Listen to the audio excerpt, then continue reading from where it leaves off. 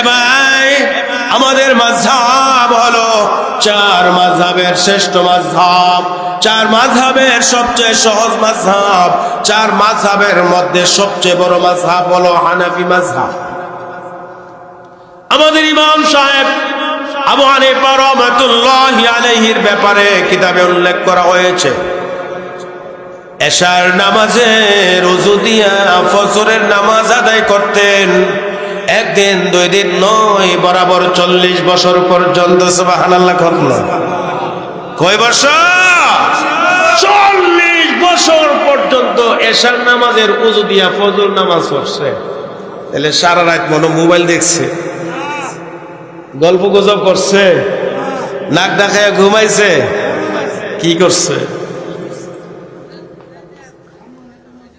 দিনের বেলায় লম্বা সময় আমার আল্লাহকে ডাকা যায় না, বিভিন্ন ব্যাঘাত সৃষ্টি হয়। রাতের অন্ধকারে আল্লাহর বান্দারা যখন গভীর নিদ্রায় আচ্ছন্ন হয়ে যায়, গভীর ঘুমে যখন মগ্ন হয়ে যায়, ওই সময়টা বড় নিরিবিলি সময়। আর রাত্রটা যখন 2/3 অতিবাহিত হয়ে যায়, 3 ভাগের 2 ভাগ যখন অতিবাহিত হয়ে যায়, শেষ ভাগটা শুরু হওয়ার সময় আমার আল্লাহ রব্বুল আলামিন প্রথম আসমানে চলে আসেন। সুবহানাল্লাহ।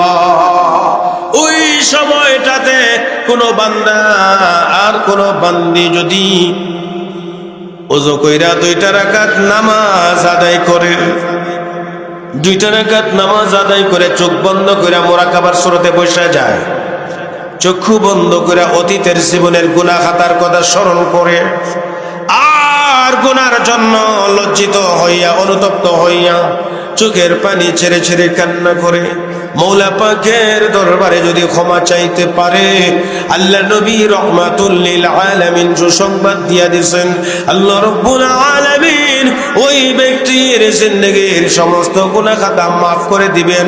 আর এই অভ্যাস যদি চালু রাখতে পারে, আল্লাহ রাব্বুল আলামিন তাকে আল্লাহর ওলি বানাইয়া দিবেন। সুবহানাল্লাহ। ইমাম আবু হানিফা রাহমাতুল্লাহি আলাইহি রাতের প্রথমাংশ কিতাব মুতালা করতেন, মাসআলা মাসাইল নিয়ে গবেষণা করতেন, মাসআলা লিখতেন। আমাদের জন্য মাসলা মাসাইল ফতোয়াকে সহজ করে দিয়া গেছেন। কোরআনের আয়াত নিয়ে গবেষণা করতেন, কোরআনের আয়াত রিসার্চ করতেন, নবীজির হাদিসগুলোকে রিসার্চ করতেন।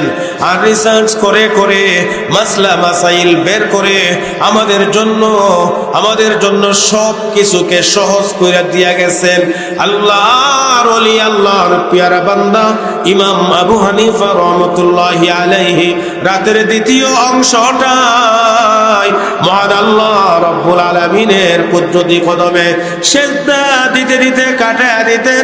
লম্বা লম্বা সূরা পড়ে পড়ে তাহাজ্জুদের নামাজ আদায় করতেন। যতক্ষণ পর্যন্ত দাঁড়ায়া কোরআনের তিলাওয়াত করলেন, ততক্ষণ পর্যন্ত রুকুর মধ্যে গিয়া আমার আল্লাহর তাসবিহ পাঠ করতেন।